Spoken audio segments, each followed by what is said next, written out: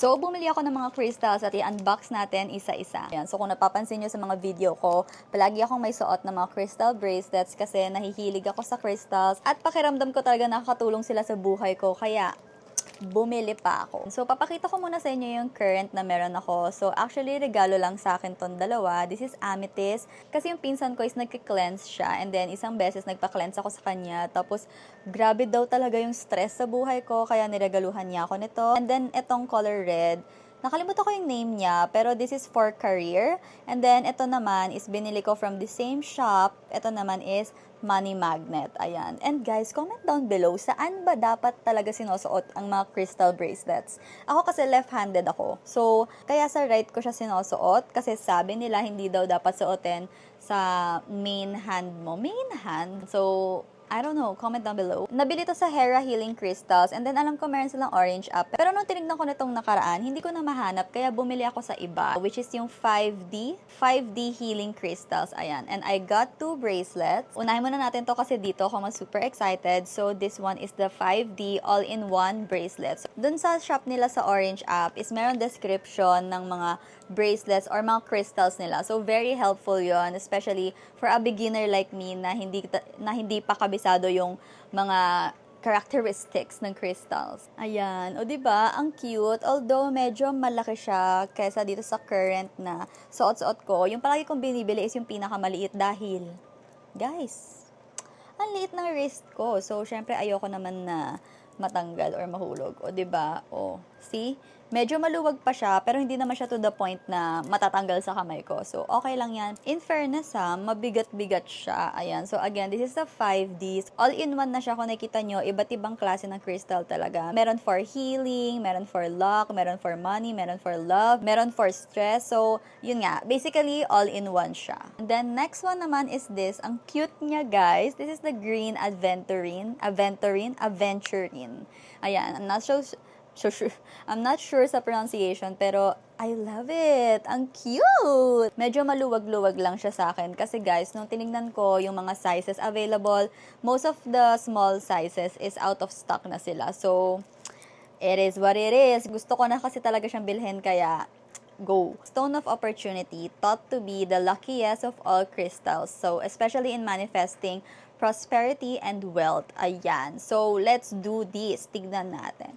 Tignan natin kung talagang magiging lucky ako, and no to evil eye, guys. So, ayan. Nadadagdagan na ang aking crystal bracelet family. Pero, guys, tignan niyo silang dalawa. Itong bagong bili ko. Ang cute. Parang ang perfect ng color nila sa isa't isa. I don't know. Is it just me? Or I can feel it. I can feel their energy. Well, sobrang tagal ko na rin kasi talagang suot-suot to, like ever since last year or last year. So, it's time na talaga na madagdagan sila. Ooh. Ngayon na lang ulit ako bumili nito. Tumbled or cube na crystals. Meron akong nabili dati. Tapos like years ago pa yon, pandemic era.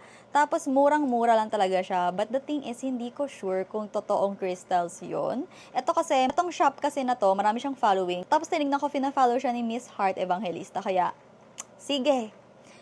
Tsaka right now, na hinahawakan ko siya, mabigat-bigat talaga siya, guys. Really speaks to me. Hala! So, unahin muna natin yung pinakamalaki, which is yung rose quartz tumbled. Actually, forgot to mention the price. One is 100 pesos. And for the bracelet naman, guys, yung price pala nila, yung green aventurine is around 300 pesos.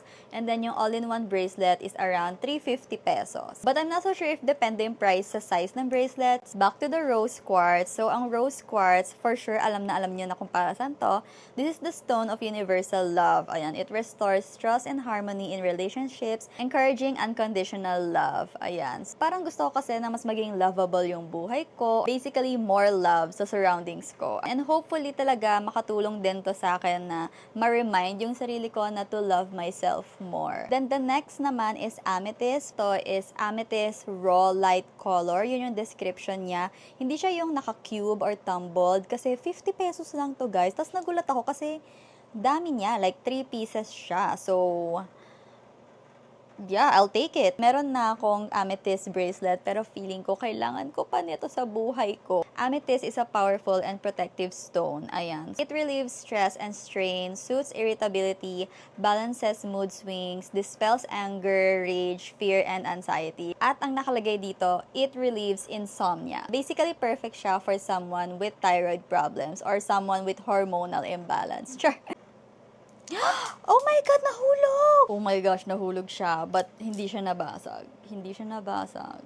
Oh my God, I'm so sorry. This one really speaks to me, guys. Kahit nasa picture lang siya. This is Aqua Aura Quartz Tumbled Stone. Ayan. So, itong nabili ko is yung size small, which is 50 pesos lang. Pero meron silang yung mas malaki and 150 pesos siya. It can help one both speak and see the truth. Oh.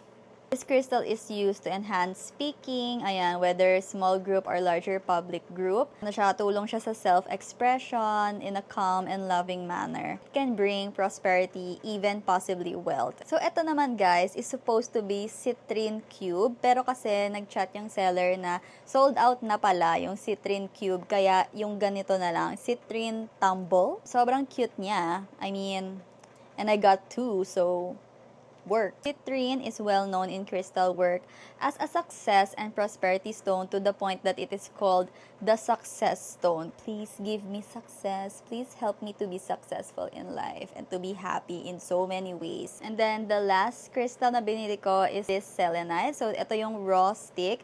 And actually this is size extra small. So girl, malaki siya. Selenite harmonizing rods are like lightning rods. They attract the energy of light and positivity into a concentrated point. Sabi, selenite is one of the most important tools to have in your energy toolkit because it doesn't need to be recharged.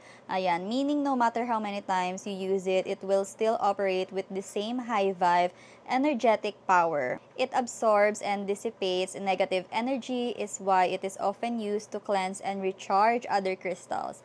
Ayan. So, kasi ako guys, kapag nagre-recharge ako, nag-aantay ako ng full moon. Ayun. So, kayo ba? Comment down below. Paano kayo nag-charge? Paano kayo nag-charge ng crystal? And paano kayo nag-cleanse ng crystal? Kasi ako guys, inaano ko lang siya sa running water. Yun lang. Yun lang yung binili ko, pero binigyan nila ako ng freebie, but I'm not so sure if anong crystal to, so mag-chat pa ako dun sa seller. Kaya kung naghahanap din kayo ng mga crystal shops, marirecommend ko naman talaga sila. But if meron din kayong recommendations ng crystal shops for me, just comment down below.